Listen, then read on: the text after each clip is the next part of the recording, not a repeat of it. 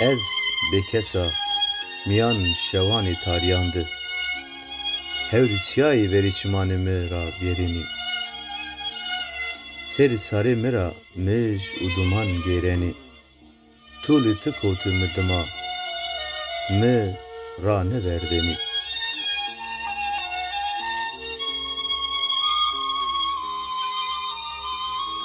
Ez bêkesa û geyrena kuçan bajarandı. Yew deş sarê min gureto, nameyê tu nalano. Yew veng û barî goşanê min re xwişeno. Zemananê verînan ra yew xwizn xwe mijneno.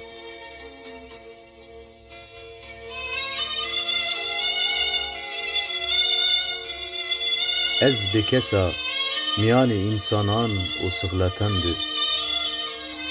Çar hetan ra yew wayo serdin danoriyê min re. Dormaleyê xwe dizî yew perperik gêreno. Perê min şikênî û hêviyê me biryênî.